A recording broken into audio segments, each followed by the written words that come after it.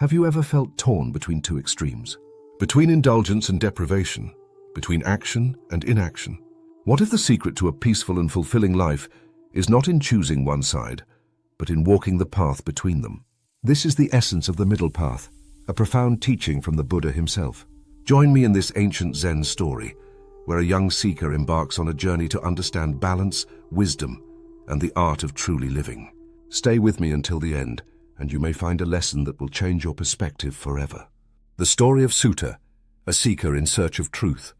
Long ago, in a land where the mountains kissed the sky and rivers sang melodies of ancient wisdom, there lived a young man named Sutta.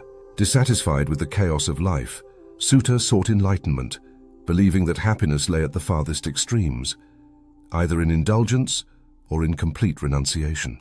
He first plunged into a life of excess, feasting, drinking, and chasing every pleasure the world had to offer. Yet, he found his soul weighed down with emptiness.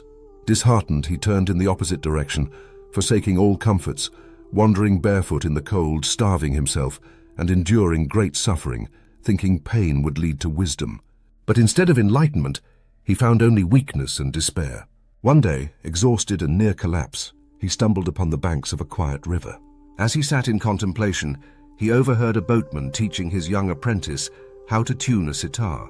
"If the strings are too loose, they will not play," said the boatman. "If they are too tight, they will break. Only in balance will they produce perfect music." These simple words struck Sutta like lightning. He realized that both extremes, indulgence and self-torture, had led him nowhere. Perhaps wisdom lay in balance, in neither clinging to pleasure nor rejecting it entirely. The lesson of the Buddha. Seeking guidance, Sutta traveled to meet a great teacher, the Buddha himself. Sitting at his feet, he shared his journey. The Buddha listened patiently and then spoke. "Sutta, just as a musician tunes his instrument to the right pitch, so must you tune your life. The middle path is the way to true peace." Avoid the extremes of self-indulgence and self-mortification. Walk the path of balance, where discipline meets kindness, where effort meets rest, where wisdom meets compassion. In this balance lies enlightenment. The words settled deep in Sutta's heart.